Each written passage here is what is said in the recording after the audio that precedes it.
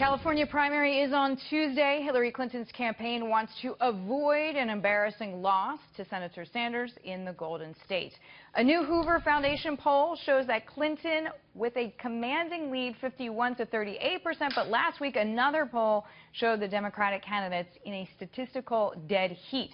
Clinton is cutting short scheduled New Jersey stops to get to California for a full 5 days.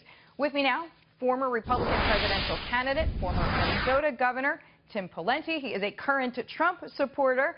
Governor, glad to see you. If Senator Sanders beats Hillary Clinton in California, what does that mean, if anything, for the general election in November?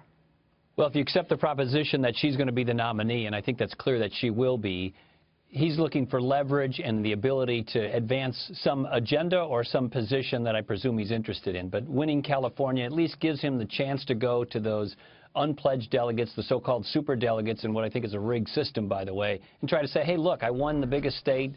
This should change your view. I don't think that's going to work. But, he's now starting to talk about what can he perhaps get out of the convention, and it gives him leverage, basically.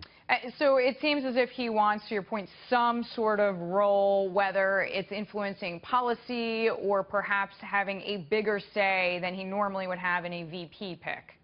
Well, there's some speculation that he may want to be the VP pick. I don't know that Hillary Clinton would select him, but I doubt that he's interested in just having a, outsized voice on the platform committee or on a few issues in the context of a convention. I suspect he's going to be looking for more specific, more concrete commitments from Secretary Clinton than that.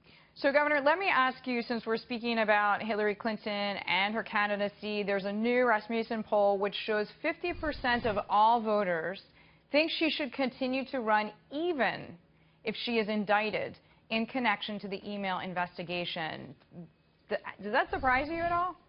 It does surprise me, although the country is so polarized and large chunks of the population have become so in their political silos that the fact that they won't abandon her even if she's indicted tells you a lot about how polarized the country is. But yeah, that is surprising. You'd think more people would bail on her if she gets indicted. Yeah, that seems like a pretty strong Right. black eye.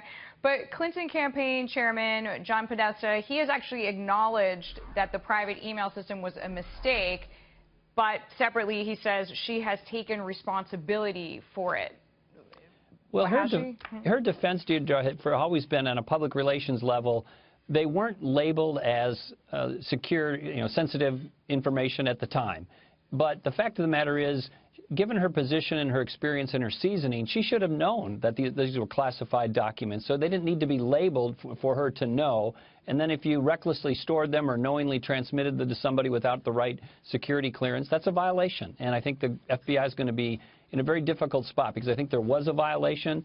I'm not sure they're going to want to indict her on the eve of the election when she's a leading candidate for president. But it's certainly at least hurting her credibility even among Democratic voters who were looking for a strong candidate, which may end up being to Trump's benefit. No question. Thank you. Governor Tim Pawlenty joining me there. Glad to have you with me. Thank you.